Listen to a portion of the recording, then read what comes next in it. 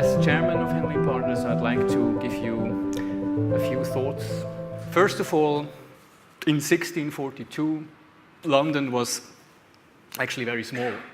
It had a fortification around it. You had a city gate with roads showing on this map to Stratford. It was a very different world at that time, and when you were a citizen living in London, you were probably first and foremost citizen of London than anything else in a kind of smaller environment. And secondly, it was a time where the British Empire started to lay its foundations, and as maybe some of you know, actually to a good part the British Empire was built by citizens that became citizens through investment. At that time, Britain had a very interesting strategy because not enough people actually, and imported wealthy and talented merchants, mainly from Germany and Italy. You still, to this date, you have many important families in Britain that have very German names or very Italian names and some others. And it was possible at the time to invest £50 at the Royal Bank of Scotland, and you became a citizen, and after the Union, actually, you became British citizen. Very interestingly, this is a part of history which, of course, from my perspective, fascinated me always with Britain. And so when I was standing there and about to finish, I was thinking of these two things and maybe to share that with you. The time was very different. Our time, our age is an age of information, sometimes misinformation, mobility, and rapid change. There are currently more mobile phones than people on the planet. And internet access is becoming a fact of life for most people in the modern world, even in the developing world.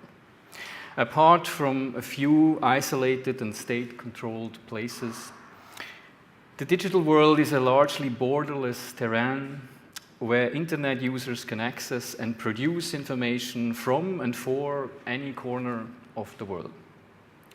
Today's generation of thinkers, creatives, and entrepreneurs and investors can engage in global causes just as easily as they can in local ones, like it would have been in the 17th century, as this picture reminded me. The digital platforms on which they are exercising their voice and asserting their demands are transnational and delinked from any particular country. On the other hand, the number of people living outside their country of origin is growing faster. The past 2 decades alone have produced 100 million new immigrants, according to the latest United Nations figures. We may be born in a certain territory, but the actual map where our lives play out is increasingly wider in scope, its outer limits constantly expanding and shifting, at least for the global citizens we are talking to.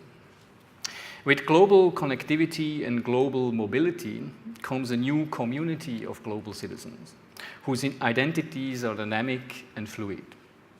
Today, it is more common to hold dual citizenship.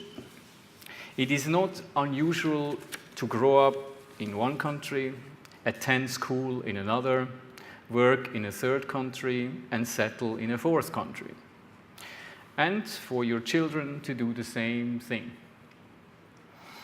It is not unusual to live in a particular part of the world while having active business or banking or family or other ties, cultural, spiritual, in other parts of the world.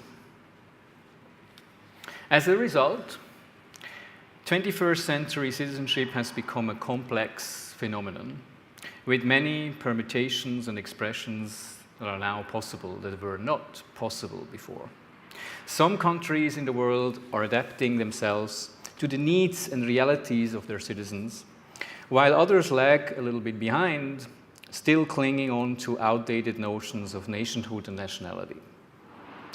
The pioneers here are countries such as France, Denmark, and the Netherlands, whose citizens can settle and work in more than 40 state territories and labor markets without any pre-authorizations.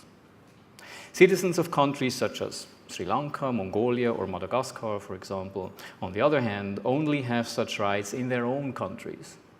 Along the intervening spectrum lie all the other countries in the world each with its own set of advantages and disadvantages.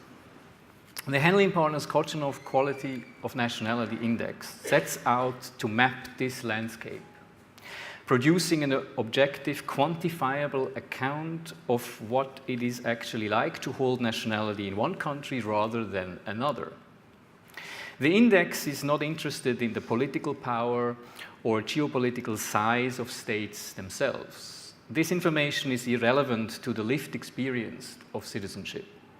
Rather, the Q&I focuses on the opportunities that states provide for their citizens both internally, in the form of human development, economic strength, and peace and stability, and externally, in the form of travel and settlement freedom in other jurisdictions.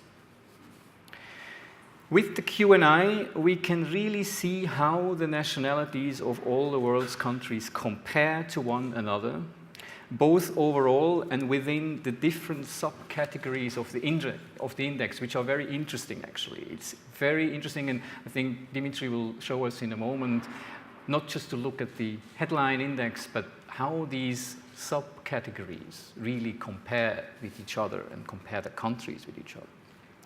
We can understand how nationalities have improved or declined over time, and why. The overarching theme emerging from the Q&I is that not all nationalities are created equal, and that the country where you hold nationality by birth, by marriage, by investment, or by naturalization will to a large extent determine the quality and trajectory of the life you live.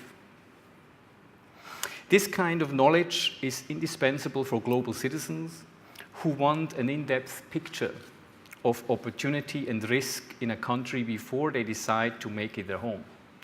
But it is also crucial for governments and institutional stakeholders who want a neutral evaluation of how their country fares relative to others and of what they can do to become more competitive and compelling globally. All in all, the Q&I is a unique and really sophisticated reference tool, dubbed the masterpiece by some publications already, and Henley Partners is very proud to be a partner in this ongoing success.